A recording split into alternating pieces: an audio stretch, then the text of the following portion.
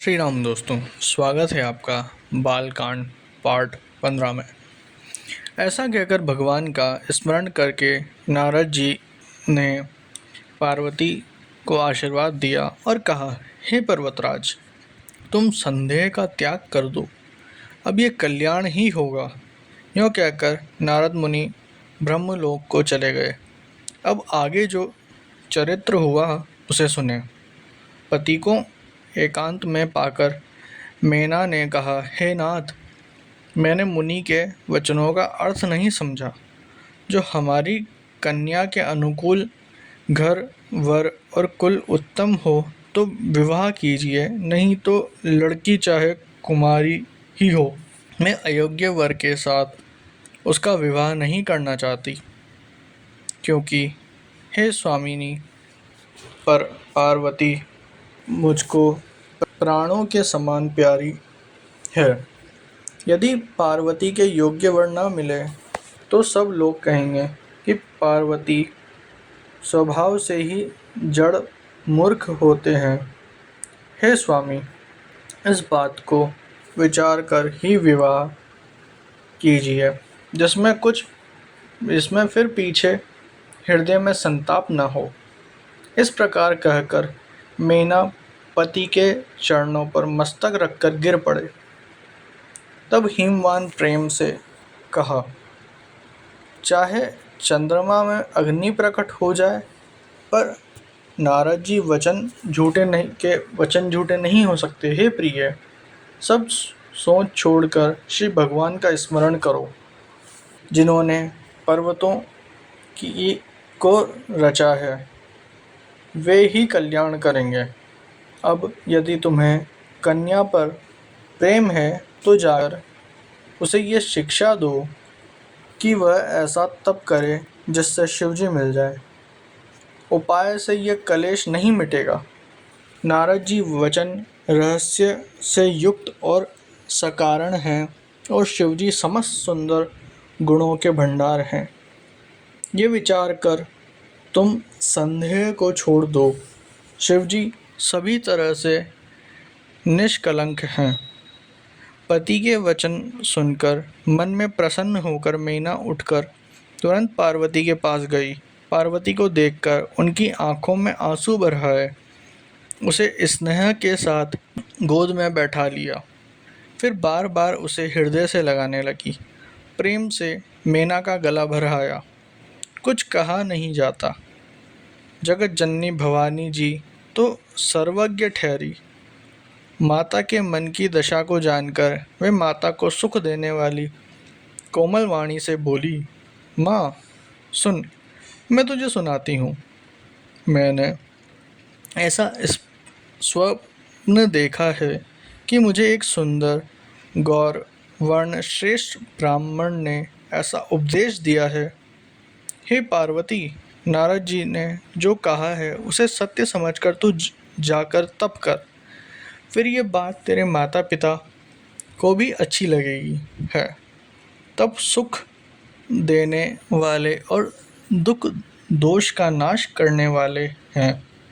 तप के बल से ही ब्रह्मा संसार को रचते हैं और तप के बल से ही विष्णु सारे जगत का पालन करते हैं। तप के बल से ही शंभु संहार करते हैं और तप के बल से ही शेष जी पृथ्वी का भार धारण करते हैं। हे भवानी, सारी सृष्टि तप के ही आधार पर है। ऐसा जी में जानकर तू जाकर तप कर। यह बात सुनकर माता को बड़ा अचरज हुआ और उसने हिमवान को बुलाकर वह स्वप्न सुनाया। माता पिता को बहुत तरह से समझाकर बड़े हर्ष के साथ पार्वती जी तप करने के लिए चली गई। प्यारे कुटुंब, पिता और माता सब व्याकुल हो गए। किसी के मुंह से बात नहीं निकली। तब वेदश्री मुनि ने आकर सबको समझाकर कहा। पार्वती जी की महिमा सुनकर सबको समाधान हो गया। प्राणपति शिव जी के चरणों को हृदय में धारण करके पार्वती जी वन में जाकर तप करने लगी। पार्वती जी का अत्यंत सुकुमार शरीर तप के योग्य नहीं था, तो भी पति के चरणों का स्मरण करके उन्होंने सब भोगों का तज दिया। स्वामी के चरणों में नित्य नया अनुराग उत्पन्न होने लगा और तप में ऐसा मन लगा कि शरीर की सारी सुध बिसर गई।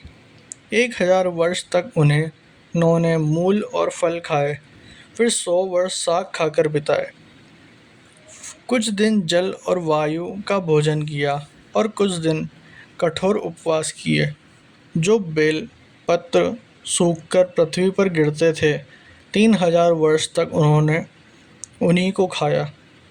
फिर सूखे पत्ते भी छोड़ दिए।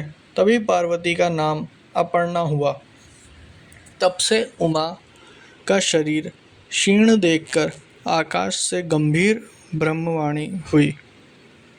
हे पार्वती, पर्वतराज की कुमारी, सुन, तेरा मनोरथ सफल हुआ। तू अब सारे असह कलेशों को, कठिन तपों को त्याग दे। अब तुझे शिवजी मिलेंगे। हे भवानी, धीर, मुनि और ज्ञानी बहुत हुए हैं, पर ऐसा कठोर तप किसी ने नहीं किया। अब तू इस श्रेष्ठ ब्रह्मा की वाणी को सदा सत्य और निरंतर पवित्र जानकर अपने हृदय में धारण कर। जब तेरे पिता बुलाने को आवे, तब हट छोड़कर घर चली जाना, और जब तुम्हें सप्तर्षि मिले, तब इस वाणी को ठीक समझना। इस प्रकार आकाश से कही हुई ब्रह्मा की वाणी को सुनते ही पार्वती जी प्रसन्न हो गई और हर्ष के मारे उनका शरीर पुलकित हो गया। याज्ञवल्क्य किए जी भरद्वाज जी से बोले कि मैंने पार्वती का सुंदर चरित्र सुनाया, अब शिवजी का सुहावना चरित्र सुनो। जब से सती ने जाकर शरीर त्याग किया है, तब से शिवजी के मन में वैराग्य हो गया है। वे सदा श्री रघुनाथ जी का नाम जपने लगे और जहाँ तहाँ श्री रामचंद्र जी के गुणों की कथाएं सुनने लगे।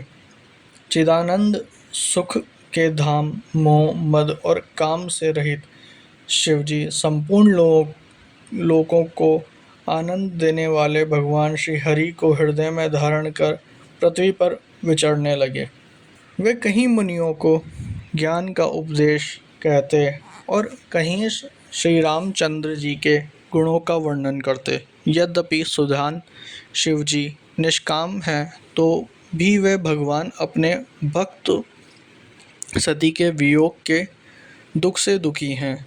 इस प्रकार बहुत समय बीत गया। श्री रामचंद्र जी के चरणों में नित नई प्रीति हो रही है।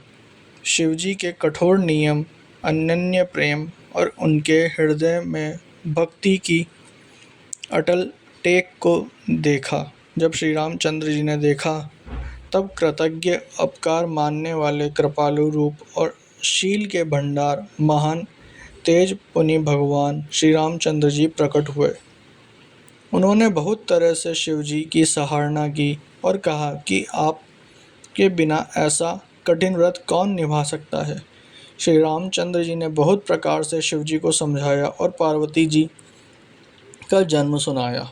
कृपा निधान श्री रामचंद्र जी ने विस्तार पूर्वक पार्वती जी की अत्यंत पवित्र करनी का वर्णन किया।